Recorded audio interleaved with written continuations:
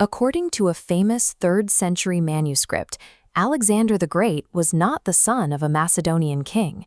He was the secret child of an Egyptian wizard who could read the stars and change his shape into a serpent. The text, known as the Alexander Romance, lays out a highly specific chain of events. It claims the last native king of Egypt fled his homeland, traveled to Greece, disguised himself as the god Amun, and seduced Alexander's mother, Olympias. Historically, Alexander was a Greek king who dismantled the Persian Empire using Macedonian military doctrine. So why would the Greek elite, after successfully conquering Egypt, intentionally spread a story claiming their greatest hero was actually the biological son of the defeated African king they had just replaced? The man at the center of this myth was Nectanebo II. He possessed no magical powers. He was, however, the final indigenous pharaoh of a 3,000-year-old civilization.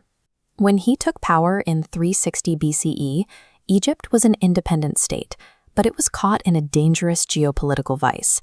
To the east, the massive Achaemenid Persian Empire was actively organizing campaigns to reconquer the wealthy Nile Valley, after losing it during earlier revolts. The nature of Mediterranean warfare was also shifting rapidly. Standing citizen armies were giving way to large, highly paid forces of professional foreign soldiers.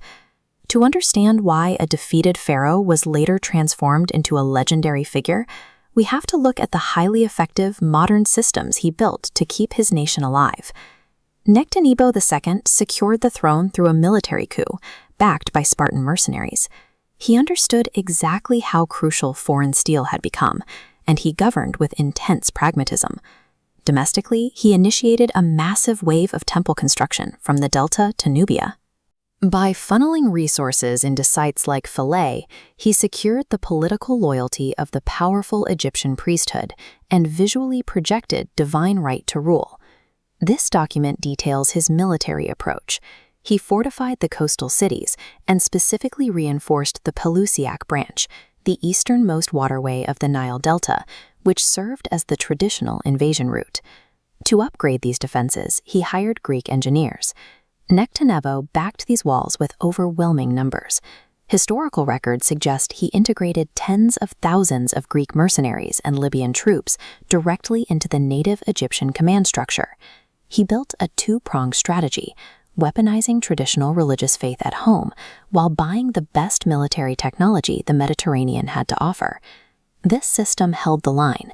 Around 351 BCE, the Persian king Artaxerxes III launched a massive invasion of Egypt. Nectanebo's defenses absorbed the attack, inflicting heavy losses and forcing the Persians into a full retreat. The victory bought Egypt 8 years of peace. But in 343 BCE, Artaxerxes III returned, marching a significantly larger force directly toward the Delta fortresses. The Persians recognized that breaking the walls by force would cost too much blood. Instead, they deployed psychological warfare and sent secret envoys to the Greek mercenary commanders inside the Egyptian garrisons, offering them safe conduct and Persian wealth. The mercenaries took the money. The garrison at Pelusium surrendered without a fight, collapsing the eastern frontier and triggering a domino effect across the remaining strongholds. As the enemy fleet sailed up the Nile and his defenses disintegrated, Nectanebo II gathered his remaining forces in the ancient capital of Memphis. Realizing the math was entirely against him, he fled south into Nubia, disappearing from the historical record. The collapse of 343 BCE was a failure of resources. Egypt's defense in depth functioned until the Persian treasury simply outspent the pharaoh's ability to keep his mercenaries loyal. The 11 years following Nectanebo's disappearance were defined by a brutal Persian occupation. The satrapal administration dismantled the native military and harshly repressed the very priesthoods Nectanebo had enriched. Artaxerxes III plundered the temple archives and, according to historical accounts, slaughtered the sacred Apis bull, a living incarnation of the god Ptah. This act permanently traumatized the Egyptian population and destroyed any chance of Persian legitimacy. When Alexander of Macedon arrived in 332 BCE, Egypt surrendered without a battle. He moved directly to Memphis to sacrifice to the Apis bull, accepting the double crown from a population that had just endured a decade of Persian repression. Following Alexander's death, his general, Ptolemy, took control of the region, establishing a new Macedonian dynasty. Ptolemy immediately faced a severe administrative problem. He was a Greek general attempting to govern an ancient, deeply religious population that had just spent a century rebelling against foreign occupiers. The Ptolemaic court needed a way to manufacture legitimacy.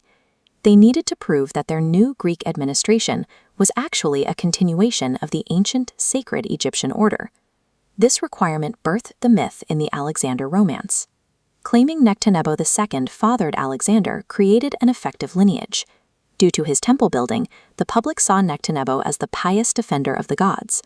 Linking his blood to the new rulers signaled stability. Nectanebo II lost the physical war against Persia. But the cultural and architectural investments he made were so structurally sound that his conquerors had no choice but to adopt his legacy, resurrecting the defeated Pharaoh as the mythological ancestor of the new Ptolemaic house.